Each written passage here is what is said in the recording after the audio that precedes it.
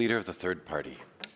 Thank you, Honourable Speaker. I rise to respond to Budget 2024.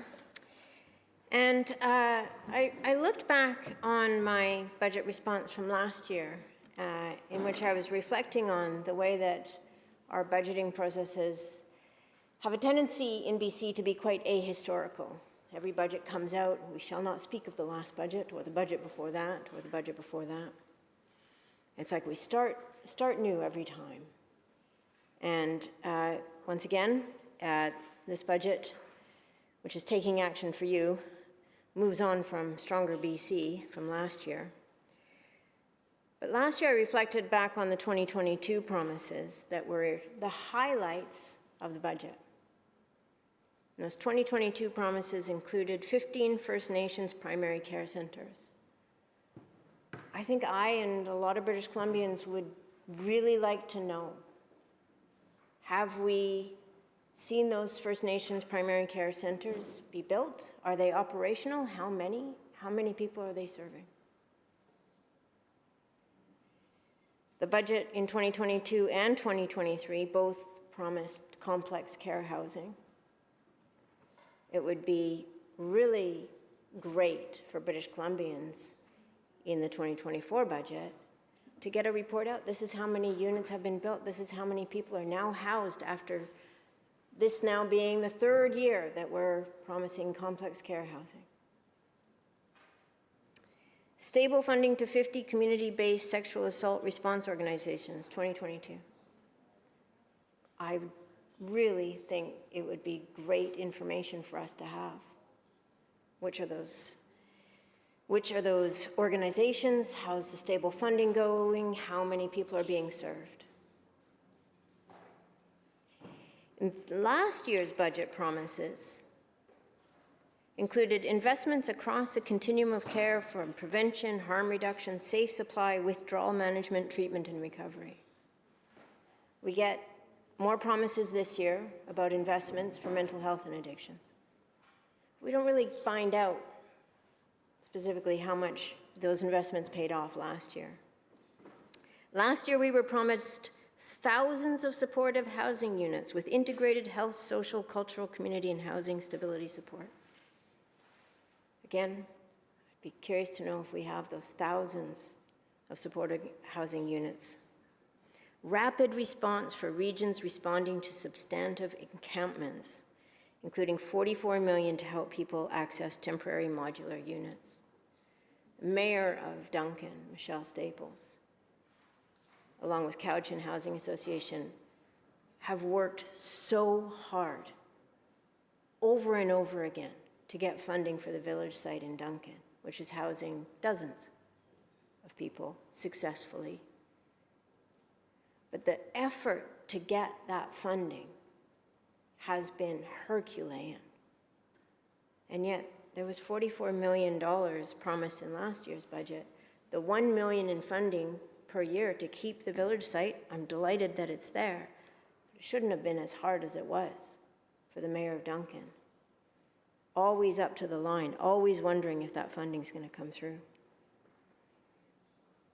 Thankfully, Campbell River and Kelowna are replicating this very successful model. Local governments are seeing what's working when it comes to supportive housing, modular housing, finding housing for people, getting them what they need. Last year, we were promised financial supports for people on income and disability assistance. We saw a small increase to the shelter rate, nothing this year for people on disability assistance, people who are living in dire poverty in this province. And this year, we have an $89 billion budget. Indeed, as the finance critic for the opposition has pointed out, the largest budget in BC's history, $89 billion. I added up all the budgets since the NDP have been in government. We're closing in on $500 billion. About $450 billion has been budgeted since the NDP have been in government. $89 billion, and what are the highlights? And I'm talking about the highlights that the government wants us to focus on at the front of their budget. A $100 rebate on hydro.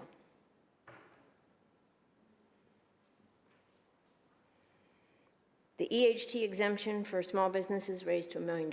This is good. Provides some relief for small businesses. We've been advocating for this. $198 million for 3 years for BC builds in a housing emergency.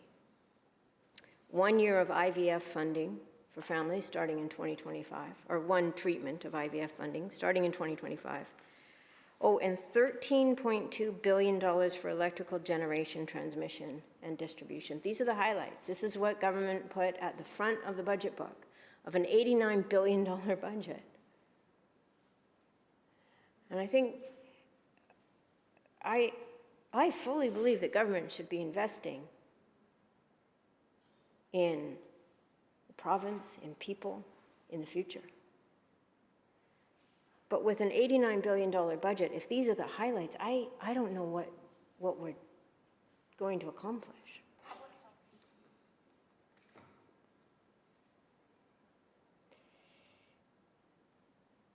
I was talking with the MLA for Saanich North and the Islands a couple months ago about the idea of 7 generations. And he was explaining to me that when you think about 7 generations, it's not 7 generations ahead. That's not the thinking. It's look 3 generations back. What have we learned? And then look 3 generations forward. What do we owe? What do we learn from our parents, our grandparents, our great-grandparents? And how do we take that and apply it so we don't keep making the same mistakes for our children, our grandchildren, and our great-grandchildren? And really, budgeting, that should be the essence of budgeting. We're looking back. How did we spend money in the past? What did that money accomplish? Did it achieve the things that we want it to achieve? And then we look forward and we ask, where do we want to be in 3 generations from now? And how do we spend money right now to get us to that place 3 generations from now, so that our great-grandchildren benefit from the money that we're spending and indeed the debt that we're incurring right now? I don't see the through line. And the member for Saanich North and the Islands and I have talked about this. Where is the through line? Where's the line that looks back? Where's the line that looks forward? Where's the line that says, this is a government that has an idea about where we want to be in 3 generations from now? I have an idea. I have a lot of ideas. I sure would like to see greater food and water security in the future than we have now. We are in pretty dire drought conditions. We have been for a long time. In 2015, when I was an area director, we got the news from staff at the Cowichan Valley Regional District that some of our water systems were on the brink of failure. It was May of 2015. It was May. 9 years ago. We have been in a long and sustained drought. And we only are starting to see an indication from this government that they're paying attention to the realities of the implications of that long and sustained drought. That we may not have the water we need to keep rivers flowing, to keep fish and habitat alive, to keep water coming out of taps in a lot of regions of this province. In 3 generations from now, I'd like to see us have moved past a 20th century economy that roots us in dirty fossil fuel exports. We are going in the wrong direction in this budget. We have turned back to the 20th century in this budget. we are doubling down on the exports of dirty fossil fuels, on more fracking, on more methane releasing. When the International Energy Agency says the world needs to rein in methane, BC says, hold my beer. It's 2024, and we're going all in on LNG. So our children and grandchildren and great-grandchildren will not only have a hotter world, thanks in part to us, but the resources that we are giving to these industries, water, enormous amounts of water, used for fracking, contaminated forever, energy. We're going to have a Site C dam, maybe flood the Peace River Valley, although maybe not because the drought conditions are too severe. But the energy from that Site C dam is for cheap electricity to the LNG industry. There's the through line. Oh, but our rates are going to go up. It even says, it's quite astonishing. Don't worry, industrial electricity rates, they're going to get a break. They're also going to get a break on carbon pricing. So literally the biggest polluters in our province are going to get a break on carbon taxes. Well, the BC United makes the case that we should be giving people a break on carbon tax. They are silent on the breaks that the oil and gas industry are going to get. 50% of their emissions not taxed. The biggest polluters not taxed. The revenues that should go to BC for the costs of this industry to all of us, not flowing. And so when we can't fund the services that this government claims to be so committed to, part of that is because major multinational oil and gas companies are getting huge breaks. Let's name them. The 5 companies that own LNG Canada. Shell. What were their profits last year? $38 billion. Petronas, $613 million. Mitsubishi, $1 billion. Kogas, $2.9 billion. PetroChina, $8.1 billion. Profits. But we're giving these companies a break, not just on their carbon taxes, we're giving them a break on electricity rates that the rest of us are going to pay for, because our hydro rates are going to go up when Site C comes online.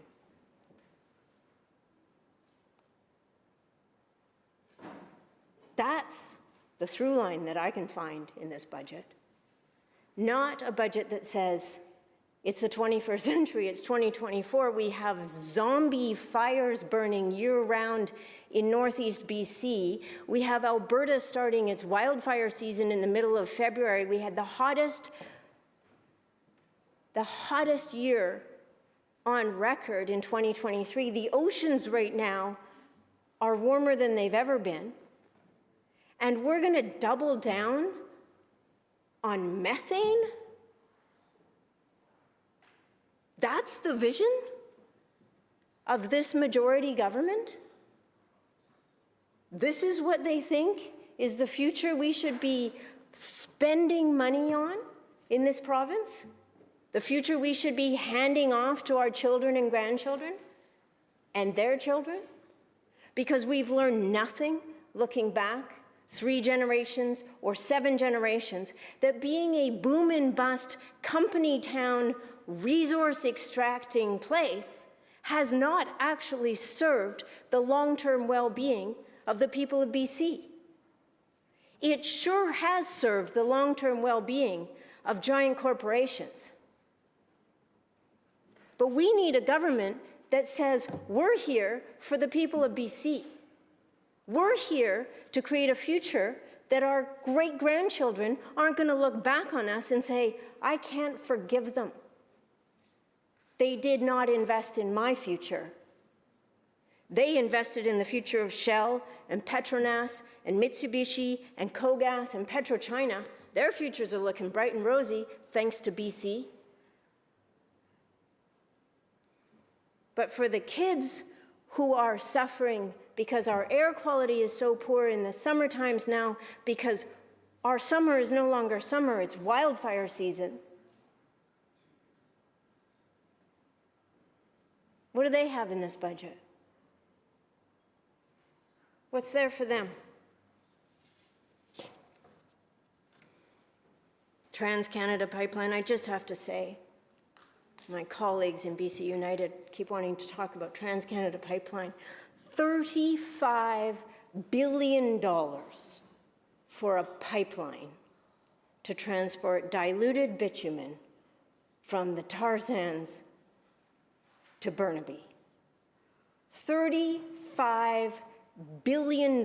Imagine what a federal government could have done with $35 billion of investment. Extraordinary things. Absolutely transformative. But no, we're going to take a pipeline off the hands of a company that's looking in the future and saying, this thing is not going to make us money. And then we're going to pour billions and billions of dollars into it after the hottest year on record.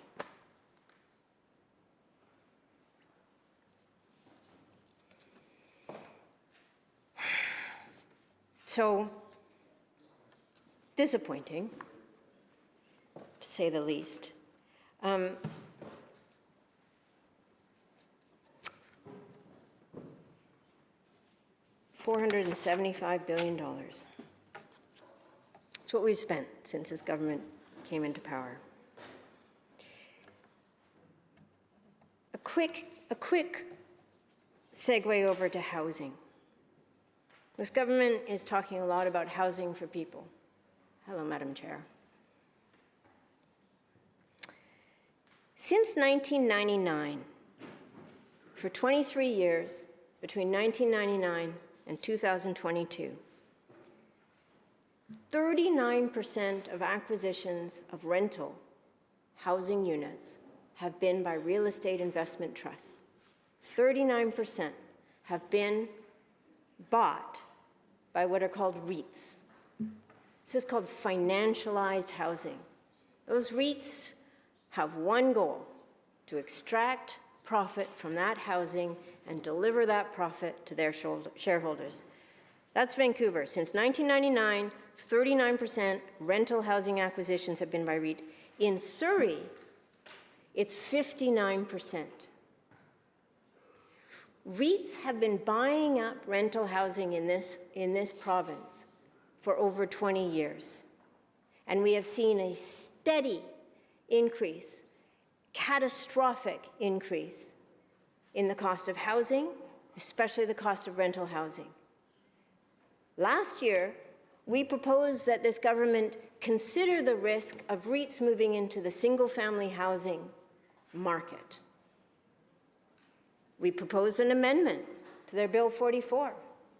We proposed that this government take proactive steps to ensure that all of this housing that they're promising is going to be built magically by the market not be open to real estate investment trusts, to be treated as a financialized commodity. They rejected the amendment.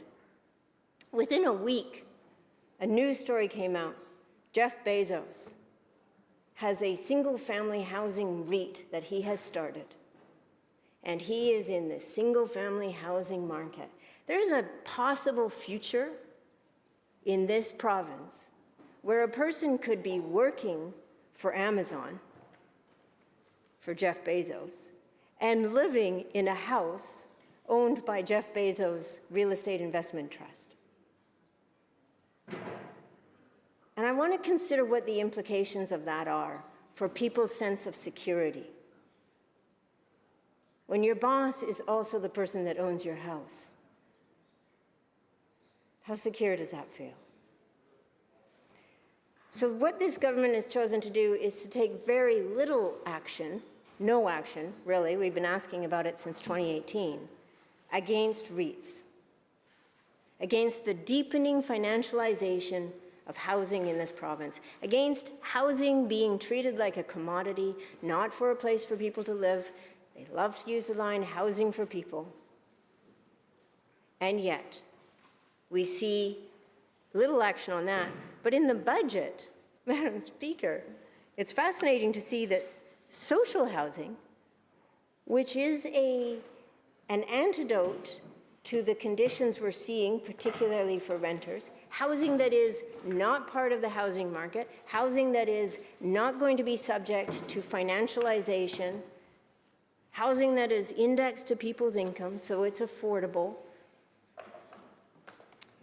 The investments in social housing go slightly up this year and then down for the next 2 years. And so the crisis that we face in this province, where tens of thousands of people can't afford housing at all, and hundreds of thousands are at risk of losing housing because they're spending more than 30% of their income on housing. We have a government that is going to reduce the investments in social housing. That is going to choose not to ensure that we're creating enough non-market housing, not-for-profit housing, to ensure that people in BC have a place to live. Every person in BC should have a place to live. A few other things, Madam Speaker, that we identified as we were looking through the numbers of the budget on Thursday. And I'm not going to be the designated speaker today. I will leave that to my colleague from Saanich North and the Islands. I know. I see the disappointment in my colleague. So much time wasted. But I will be wrapping up within 8 minutes. Healthcare. I had hoped to see an acknowledgement that team-based care in community health centers are a solution that we need in every community in BC. I'd hoped to also see an investment for something we've been calling for since 2020, which is to include psychologists under MSP, to include 6 visits with a psychologist for preventative mental health care. Much, much less expensive to prevent and to provide services to people before they're in a healthcare crisis. I was quite taken aback to see the budgeted amount per child in the child welfare system. Currently, this year, it's $134,000. It's going up in the 2024 budget, but the 3-year projection is to have the cost per child who's in care to be $197,000 per year. And there's an explanatory note in the budget that indicates that the reason why there's an anticipated $60,000 increase per child in care is that government anticipates rising costs of private service providers, group homes. We have had absolutely devastating outcomes for children in group homes in this province. We have had reports from the representative for children and youth. We've had national news stories about the way in which these private, for-profit group homes are not meeting the needs of children, the most marginalized and vulnerable children in our province. And yet we have a government that's ready to increase funding to these services by $60,000 a year. Imagine if we took those funds and we actually invested them into communities and created the conditions for children and families to be well, supported the families that they need, provided the services so that families can tend to their children, provide the counseling and supports, all the things. No, we're anticipating thousands of children being in care and spending $197,000 per child per year.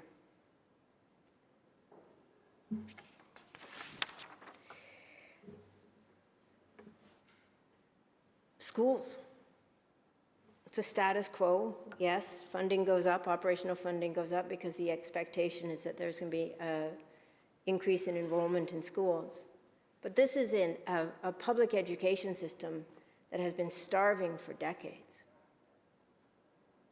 Just this morning on The Current, the looming and growing crisis of lack of teachers across this country. We're going to be in the same place with teachers that we are with nurses right now.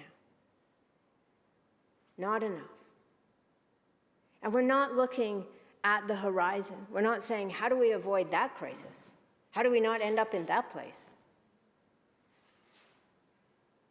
No indication of a historic investment in education, which is critical to building a healthier, more prosperous society. Critical.